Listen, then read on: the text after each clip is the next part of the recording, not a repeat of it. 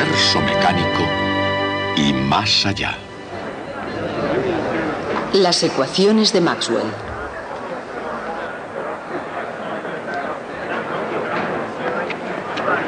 Cuando yo iba a la universidad, como ustedes ahora, hice un curso de historia moderna. Y en una de las clases dijo el profesor: y con esto damos por terminado el siglo XIX. Alcé mi manita con timidez y le dije: señor profesor, entonces éramos muy respetuosos, le dije: señor, usted ha dedicado 2 semanas a explicarnos la teoría de la guerra en el siglo XIX y no ha dicho ni una palabra sobre las teorías de James Clerk Maxwell. Esa teoría de la guerra en el siglo XIX es un tema de significación poco duradera, mientras que lo que hizo Maxwell afecta cada día de nuestras vidas. ¿No le parece que es una extraña distorsión sobre lo que es importante en historia? Después de todo, quizá no fuéramos tan respetuosos. Quizá molesto, o tal vez picado por mi pregunta, demostró que sabía quién era Maxwell y explicó brevemente a la clase lo que había hecho. El punto es que la historia de la ciencia es la hijastra de la profesión de historiador. La mayoría de los historiadores la ignoran precisamente porque no la entienden. Son como esos que buscan las llaves debajo de la lámpara porque es donde hay luz, aun cuando las hayan perdido en otra parte.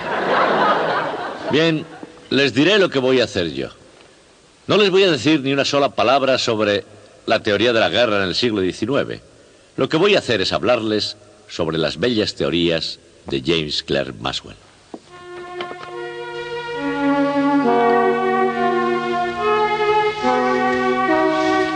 Las elegantes teorías matemáticas no fueron las únicas cosas bellas de que se rodeó James Clerk Maxwell. Estaban sus valiosos libros, por supuesto, y en el exterior de su bien amueblado estudio se encontraban las colinas onduladas de Glen Eyre, la propiedad familiar de Maxwell, a 2 días de viaje de Edimburgo. Cada mañana, más cercana incluso a su corazón, estaba Catherine. Buenos días, James. Oh, querida, ¿ya me traes el té? Te pones a trabajar y no sabes ni la hora. Se conocieron en Aberdeen, en el Marischal College, donde Maxwell empezó a enseñar en 1856. 2 años más tarde, James escribía a su tía Kay: la presentes para comunicarte que pronto tendré esposa.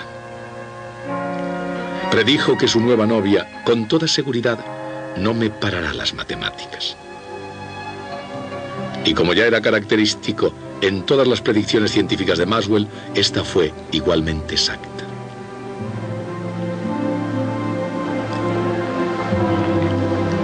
Maxwell no fue, por supuesto, el primero en hacer predicciones correctas sobre los profundos misterios de las fuerzas naturales. 2 siglos antes, Isaac Newton ya había escrito un libro sobre el tema, pero tuvo que expresarse en términos de acción a distancia.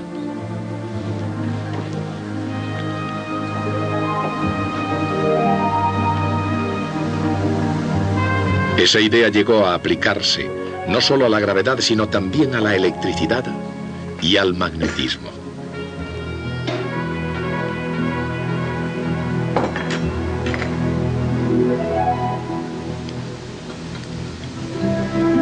Después, en la década de 1830, pisando los talones a los franceses Coulomb y Ampère, y sobre todo siguiendo la pista de Hans Christian Ørsted, apareció Michael Faraday. Se sentía fuertemente atraído por la electricidad y el magnetismo, y en agosto de 1831 ya tenía claro cuál iba a ser su camino.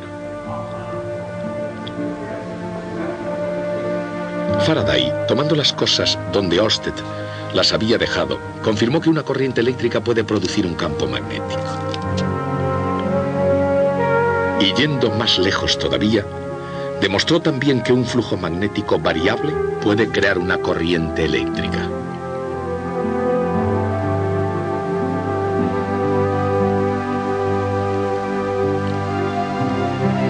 Y que una corriente eléctrica variable en un circuito puede inducir el que aparezca una corriente en otro.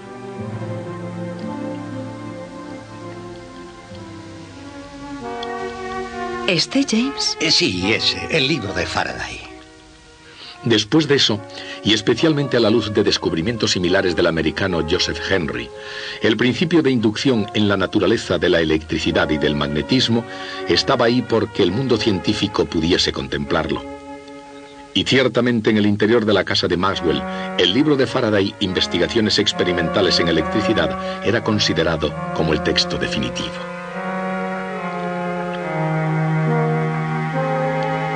Cuando se hizo con la obra de Faraday, Maxwell ya estaba preparado para sacar nuevas conclusiones, una habilidad que había desarrollado desde sus años mozos.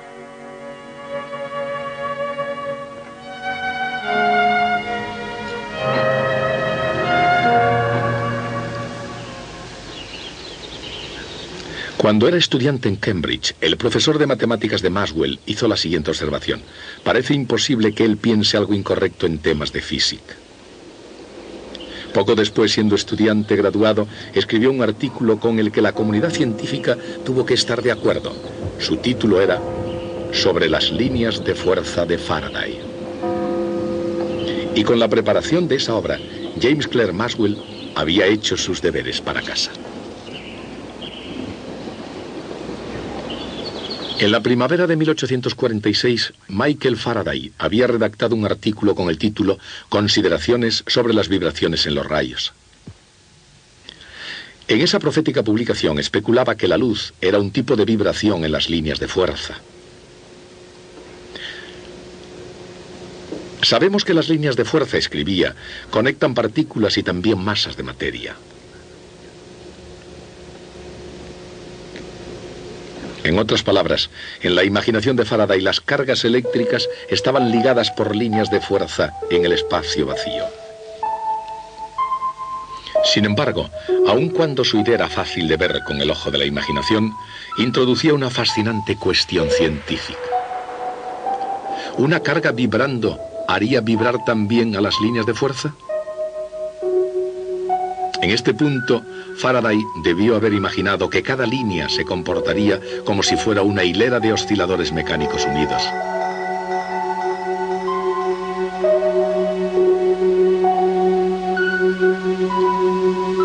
Y en ese caso, habría visto una perturbación propagándose a lo largo de la hilera, bien como onda longitudinal, bien como onda transversal.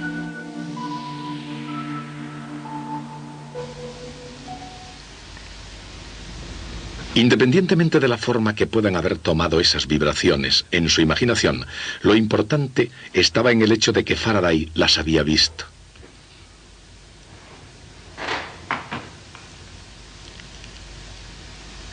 Y entre líneas, en alguna parte del libro de Faraday, Consideraciones sobre las vibraciones en los rayos, James Clerk Maxwell descubriría su teoría electromagnética de la luz.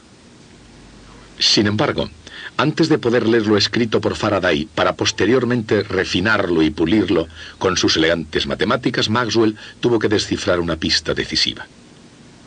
Encontró una velocidad muy significativa relacionada con las fuerzas de la electricidad y del magnetismo.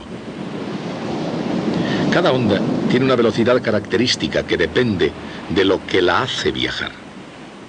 Por ejemplo, en aguas profundas, la velocidad de las olas depende de la aceleración de la gravedad y de la longitud de la ola.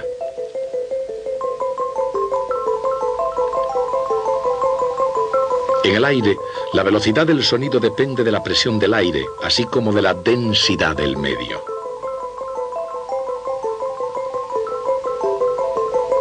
Y para los osciladores conectados, la velocidad viene dada por la constante del muelle, la masa y la distancia entre los osciladores.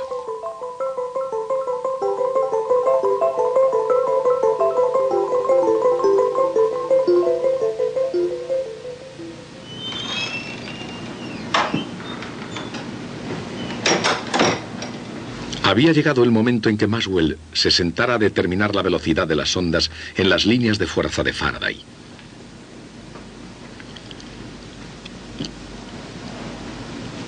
Desde la perspectiva matemática de Maxwell, las líneas de Faraday eran una expresión de la naturaleza, 1 dividido por r al cuadrado, de las fuerzas de la gravedad, de la electricidad y del magnetismo. Y al mismo tiempo cada una de ellas tiene una constante específica. Y al caer en unas manos científicas adecuadas, esos hechos llegaron a convertirse en lo siguiente. Puesto que las fuerzas fundamentales de la electricidad y del magnetismo no son independientes, la constante eléctrica K sub E y la magnética K sub M deberían estar relacionadas. Pero la cuestión es, ¿cómo? El cociente K sub E partido por K sub M tiene por unidades metros al cuadrado dividido por segundos al cuadrado. Dicho de otra forma, son las unidades del cuadrado de una velocidad. ¿Pero de qué velocidad? Su cuadrado es 9 por 10 elevado a 16 metros al cuadrado dividido por segundo al cuadrado. Dividan la constante eléctrica entre la constante magnética. Y ahí está, la velocidad de la luz.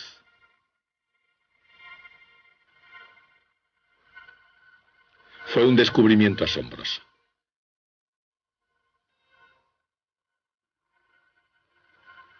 Después de 50 años de minucioso examen científico en otros lugares, James Clerk Maxwell vio la luz y encontró su velocidad en las fuerzas de la electricidad y del magnetismo.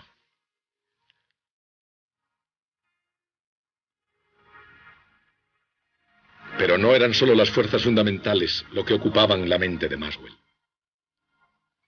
Hacia 1857 se ofreció un premio académico al que pudiera explicar la naturaleza sólida de los anillos de Saturno y su constante movimiento alrededor del planeta.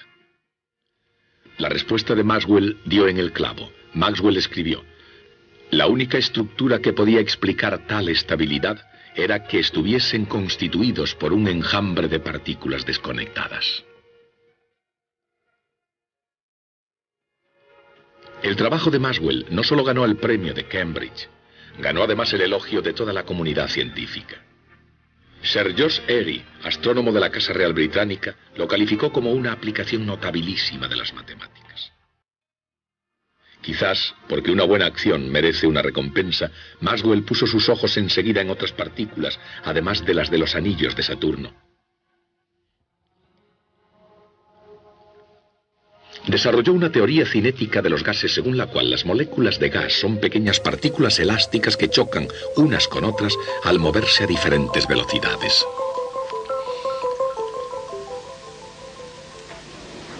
Maxwell pensaba que toda investigación en física debería avanzar basándose, según sus palabras, en principios estrictamente mecánicos. Y esa creencia no solo llevó a Maxwell a su teoría de los gases, le condujo también a sus grandes logros en electricidad y magnetismo.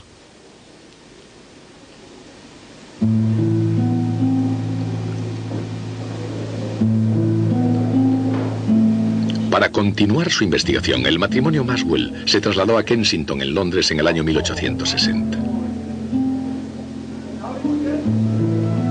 En el King's College, durante 5 años fue fecundo, tanto en la teoría cinética de los gases como en electricidad.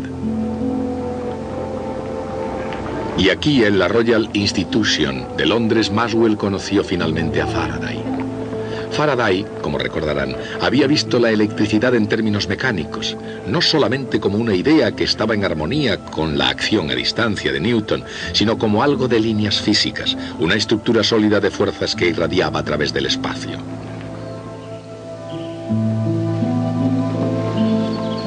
Maxwell afirmaría con gran admiración que Faraday había visto un medio allí donde los estrictos newtonianos no veían otra cosa que distancia. Maxwell añadió con agudeza: Faraday buscó el lugar de los fenómenos en verdaderas acciones que se producen en el medio. Como, por supuesto, más tarde se pudo ver, ese medio es el campo electromagnético, y ahí es donde la acción tiene lugar verdaderamente. Pero antes de que Maxwell pudiera captar el mensaje procedente del medio, tuvo que determinar si las ondas podían viajar a través de los campos eléctrico y magnético a la velocidad de la luz. Si era así, tendrían que obedecer a las 4 leyes de la electricidad y del magnetismo.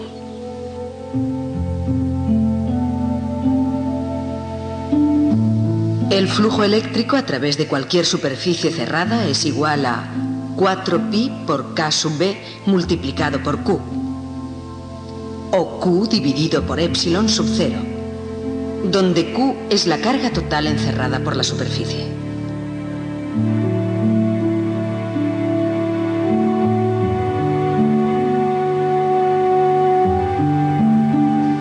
Y el flujo magnético a través de cualquier superficie cerrada es siempre igual a 0.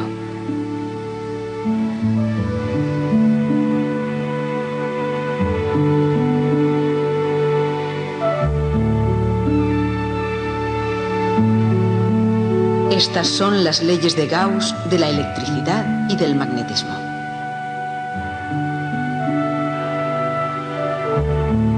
La circulación del campo magnético a lo largo de cualquier trayectoria cerrada es igual a mu sub 0 por la intensidad de la corriente eléctrica que pasa a través de la superficie bordeada por esa trayectoria.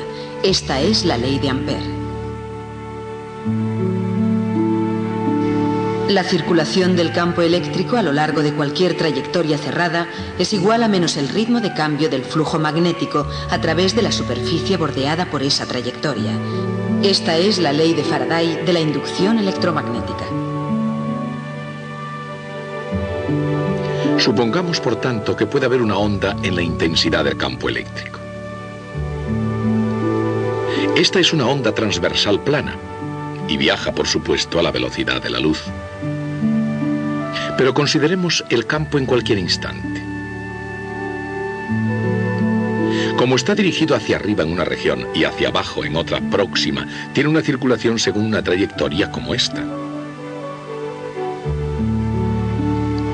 Según la ley de Faraday, eso significa que debe haber flujo magnético a través de una superficie bordeada por esa trayectoria, y más aún, que debe estar cambiando con el tiempo.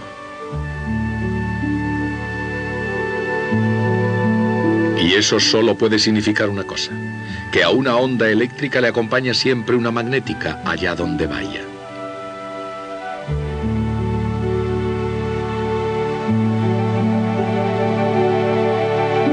Pero, y aquí está el punto decisivo del problema, a su vez eso significa que en cualquier instante hay una circulación del campo magnético según esta trayectoria. Y según la ley de Ampère, eso solo puede ser verdad si hay una corriente a través de la superficie que bordea dicha trayectoria. Pero en el espacio vacío no hay materia ni corrientes eléctricas, así que no hay manera de escaparse del hecho de que, según las leyes de la electricidad y del magnetismo de los tiempos de Maxwell, no podría haber absolutamente ninguna ondas electromagnéticas en el espacio. La cuestión era esta. Si las leyes de la física establecían que en un espacio vacío no podían existir ondas, ¿podría haber sido que, aunque fueran leyes fundamentales, de algún modo estaban incompletas?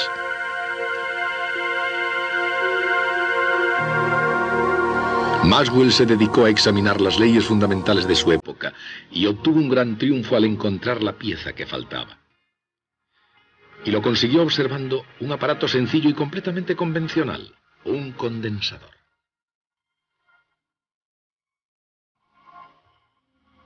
La circulación magnética a lo largo de cualquier trayectoria depende de la corriente eléctrica que atraviesa la superficie bordeada por dicha trayectoria. La única manera de estar seguro de que la corriente va a través de esa superficie es imaginando una membrana bordeada por la trayectoria. La corriente entonces deberá pasar a través de la membrana independientemente de la forma que tenga esta.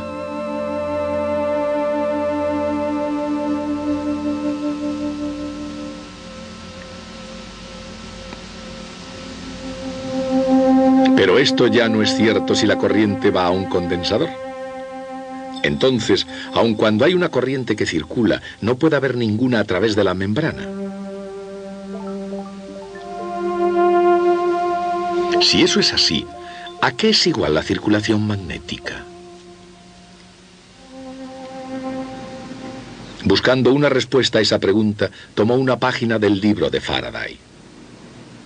Cuando el flujo magnético varía, crea una circulación eléctrica. Y luego, según su costumbre, miró las cosas desde el otro lado. ¿Puede la variación del flujo eléctrico, se preguntaba, crear circulación magnética?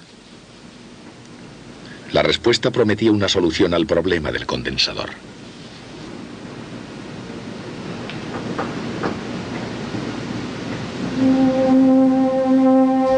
Cuando la corriente fluye a un condensador, la carga aumenta, lo que crea un campo eléctrico creciente entre las placas. El flujo eléctrico a través de la membrana se puede deducir a partir de la ley de Gauss, imaginando una superficie cerrada. Todo el flujo va a través de la membrana en forma de cúpula y es igual a la carga en la placa del condensador dividida por epsilon sub 0. El ritmo de cambio del flujo eléctrico se puede hallar diferenciando ambos miembros de la ecuación y viene dada simplemente por la corriente que circula por el hilo. En otras palabras, epsilon sub 0 multiplicado por el ritmo de cambio del flujo eléctrico a través de la membrana con forma de cúpula es lo mismo que la intensidad de la corriente eléctrica a través de la membrana plana.